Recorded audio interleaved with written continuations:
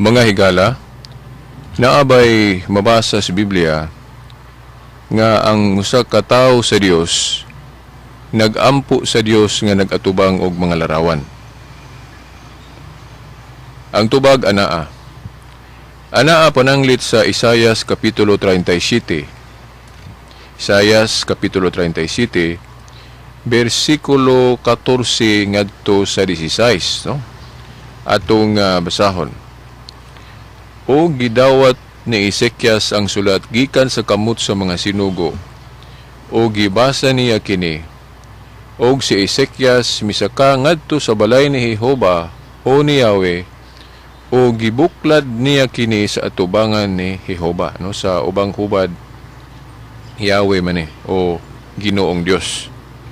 Padayon sa 15. Og si Ezekias nangamuyo kang Jehova nga nagaingon, O Jehova sa mga panon, ang Diyos sa Israel, nga nagalingkod sa ibabaw sa mga kiruben. Ikaw mao ang Diyos, sa bisan pa, ikaw lamang, sa tanang mga gingharian sa yuta. Ikaw ang nagbuhat sa langit ug sa yuta. Dinhi atong nabasa nga si Ezekias, no, nagampo ngadto sa Dios nga nagatubang sa Ginoo o gaatubang ni Jehova o ni Yahweh.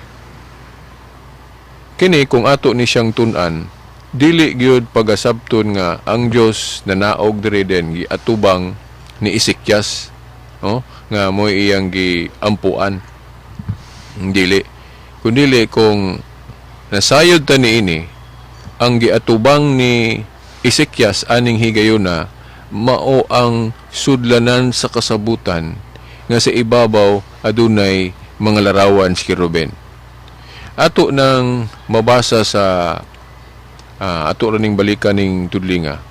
Ato sang basahon tong Exodo 25 tutling 17 ngadto sa 22 isip prueba nga kadtong giampuan ni Ezekias nga nagampo sa Dios nga matud pa gaatubang siya sa Dios sa pagampo niya, pero actually dili gyud ang Dios nga nanaog sa langit nga mao gyud iyang giatubang, kundi ang iyang giatubang mao ang sudlanan sa kasabutan kun old Ark of the Covenant nga sa ibabaw naay mga larawan sa kirubin. Bali nagampo siya sa Dios pero gaatubang siya sa sudlanan nga naay larawan sa anghel o kirubin. Na asa man nato na mabasa nga kadtong iyang giatubang sa iyang pagampo sa Dios naagay larawan, no? Isip prueba. Atong mabasa sa Exodo kapitulo 25, no? Exodo kapitulo 25 tudling 17 ngadto sa 22. Nato diri mabasa nga kadtong sudlanan sa kasabutan nga iyang giatubang naay larawan sa anghel o keruben. Aniya sugdo nato diri sa 17. Og magbuhat ka og usa ka halaran sa pagpasiguli sa lunsay nga bulawan, og ang iyang gitas-on duha ka maniko og tunga, og ang iyang kasangkaron usak ka maniko og tunga. 18. Og magbuhat ka og duha ka mga kiruben nga bulawan sa buhat nga sinalsal pagabuhaton mo kini diha sa duha ka tumoy sa halaran sa pagpasiguli. Og magbuhat ka og usa ka kiruben sa usa ka tumoy og usa ka kiruben sa lain nga tumoy sa nayon gayod sa halaran sa pagpasiguli. Magbuhat ka og mga kiruben sa duha ka tumoy niini. 20. Og ang mga kiruben magabuklad sa ilang mga pako sa ibabaw nga magatabon sa halaran sa pagpasiguli uban sa ilang mga pako. Ang ilang mga naong magaatubang sa usa og usa magatan-aw sa halaran sa pagpasiguli ang mga nawong sa mga kiruben. 21. Og ibutang mo ang halaran sa pagpasiguli sa ibabaw sa arka, og sa sulod sa arka igabutang mo ang mga pagpamatuod nga igahatag ko kanimo. 22. Timan nato ning 22. ug didto ako makigtagbo kanimo ug ako makigsulti kanimo gikan sa ibabaw sa halaran sa pagpasig uli gikan sa duruha ka mga kiruben nga anaa ibabaw sa arka sa pagpamatuod. Mahatungod sa tanang mga buta nga akong igahatag kanimo nga mao ang mga tulumanon alang sa mga anak sa Israel. Now, kaganina atong gibasa tong Isaias 37 tudling 14 ngadto 16 nga si Ezekias nag-ampo sa Dios pero giingon nga giatubang siya sa duha ka larawan sa keruben. Mao ni ang giatubang actually ni Ezekias, ang sudlanan sa kasabutan o arka sa kasabutan nga gibuhatan og larawan sa keruben sa ibabaw nga murag gihimong halaran ang kadtong ibabaw sa sudlanan o arka nga naay larawan sa keruben. Ug kung ano nga giingon dito sa Ezekias nga nag-ampo siya nga nag-atubang sa Ginoo, dili gid actually nga ang Ginoo nakita niya, kundi tungod kay ang presensya sa Dios naa didto sa tunga-tunga sa duha ka larawan sa keruben nga naa ibabaw sa arka. Subuti pasabot kadtong sudlanan sa kasabutan nga giatubang ni Ezekias, nga naay larawan sa keruben, giingon dito nga nag-ampo siya sa Dios o nagsimba sa Dios nga nag-atubang siya ato.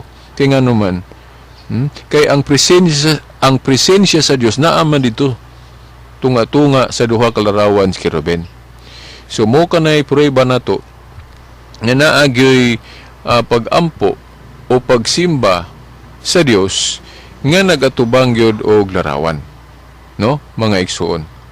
Napagali na sa Josue city size, no, kadtong si Josue nga nagatubang gyapon sa sudlanan sa kasabutan sa iyang pagyukbo sa Dios.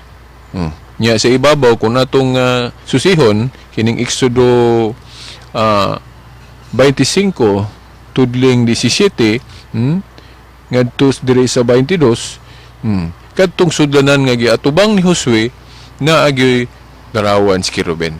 So dili tinuod ang giingon nila nga walay pag-ampo sa Dios nga nag-atubang og larawan. Pero atong klarohon na dili kadtong larawan sa keruben mao'y giampuan kundili ang Dios. Ang larawan sa keruben nagsimbolo lang sa presensya sa Dios. Nagsimbolo lang sa presensya sa Dios. Gitawag pagali sa ngalan sa Ginoo tungod kay ang presensya sa Dios naman sa duha ka larawan sa keruben.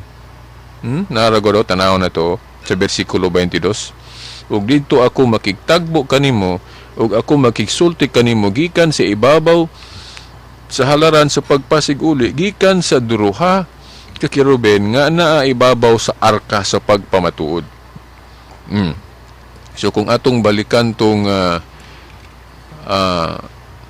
kining Isaias gaganina, Isaias 37, atong usbog basa ning Isaias 37 tudling 14 ngadto sa 16. Ingon diri o gidawat ni Ezekias ang sulat gikan sa kamot sa mga sinugo o gibasa niya kini og sa Ezekias misaka ngadto sa balay ni Jehova o ni Yahweh o gibuklad niya kini sa atubangan ni Jehova o ni Yahweh, no? Kining pag-ingon diri nga atubangan ni Jehova, actually dili gyud ang Dios nga nag-atubang si Ezekias sa persona gayud sa Dios.